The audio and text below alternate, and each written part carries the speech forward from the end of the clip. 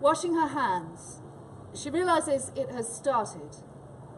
The tap runs pink into the basin and thin threads of blood, like dark spittle, swirl in the water, vanishing down the plug hole. She dries her hands on paper towels, wrapping them like a boxer's fists, trying to blot it as fast as it appears. She rummages in her jeans pocket with her paper-bandaged left hand, searching for plasters, and finds the surgical gloves, slippery with powder. She lays them on top of her handbag and sticks large, square plasters over the bleeding backs of her hands. Then she wads cotton wool into her palms, which are always worse, securing it with plaster strips. She notices herself sweating in the stale, lemony overhead light.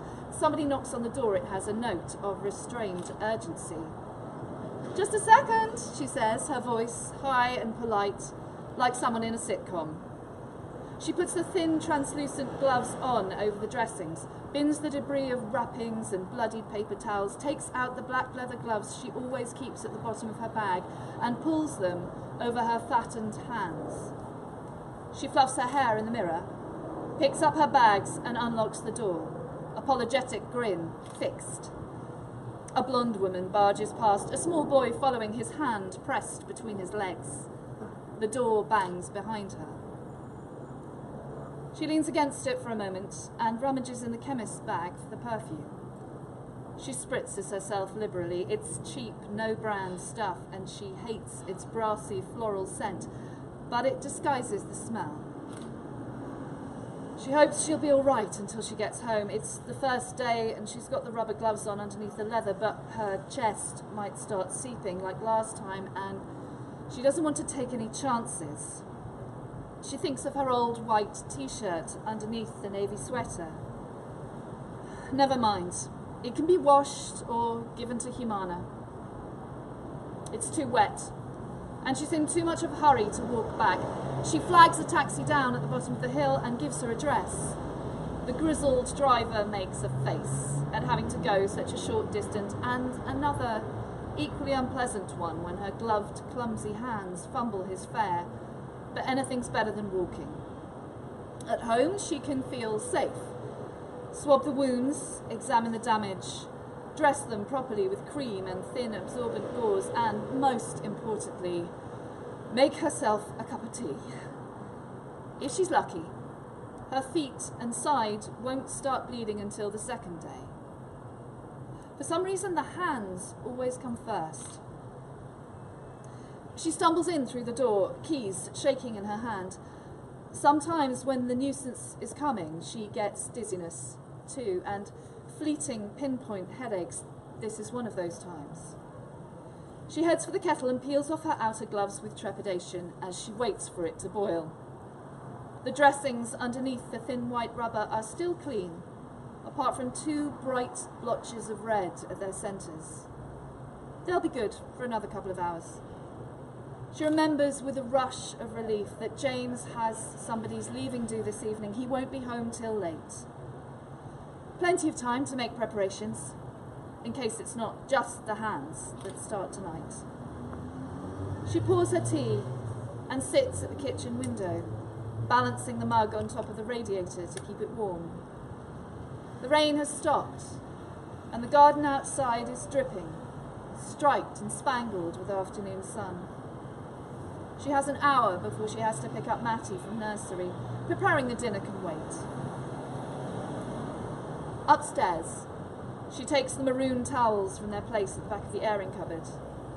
In the bathroom, she removes the dressings and plasters and flushes them down the toilet before stripping completely and stepping into the tepid bath. Hot water increases the bleeding. Slender trails of red snake from her pale hands, distorted through the angle of the water, but she soaps and scrubs as best she can. Once she has dried herself on the dark towels, she stands naked in front of the long mirror to examine her whole body in the hard white light. Hands first. The wounds are still superficial, but are bleeding freely, if more lightly now. They will only get worse. She'll probably need some more gauze before it's over. She slaps a couple of small plasters on them to stem the flow while she looks over the rest of her. She doesn't want to mess up the bathroom floor. In the mirror, she watches herself narrowly as she lifts up her left arm, and then her right, as though for a breast exam, running her fingers along the spaces between the stretched ribs, feeling for a gap or cleft. The chest wound has appeared twice so far, each time on a different side, as though trying to work out where it ought to be. The holes in her palms have once or twice migrated to the base of her hands, almost at the junction of her wrist. Fortunately, that was in November. She had bought long, faux suede gloves, which James had admired.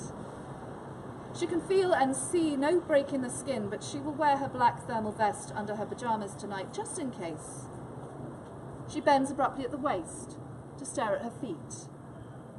There is still worn pink polish on her toenails from drinks with Tom and Wendy last Saturday. She grabs cotton wool pads and nail varnish remover and rubs the ragged remainder off while she examines her soles minutely. The left foot is clear, but the right is beginning to rupture and smudges red on the floorboards as she lifts it to check, wobbling on one leg like a dazed flamingo. For safety's sake, she hops to sit on the closed lid of the toilet where she bandages both feet, top and bottom, opens the Veruca socks and drags them on, pulling her normal socks over them. No tights or open-toed shoes for a few days. Both feet will probably be showing the injuries by morning. She remembers the depressing squelch of a sock full of blood from last time. Panty pads work best to line them, but it's difficult to fiddle them in. She checks her watch and dresses again in double time, only 15 minutes before she has to collect Matty. No time to call a taxi, and anyway, Matty doesn't like changes in his routine. She'll walk, as usual. The pain in her feet won't start properly until tomorrow, if she's lucky. The plasters on her hands will have to do. She slips an extra layer of cotton wool under the surgical gloves and puts the leather ones back on. Her fingers are already stiff and slow. She has a suspicion that if she held her naked palms up to the strong overhead bulb, she would already be able to see a drop of light through them.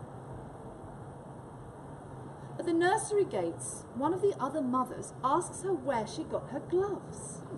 "You've always got such lovely accessories," she says, and twinkles her rings in goodbye.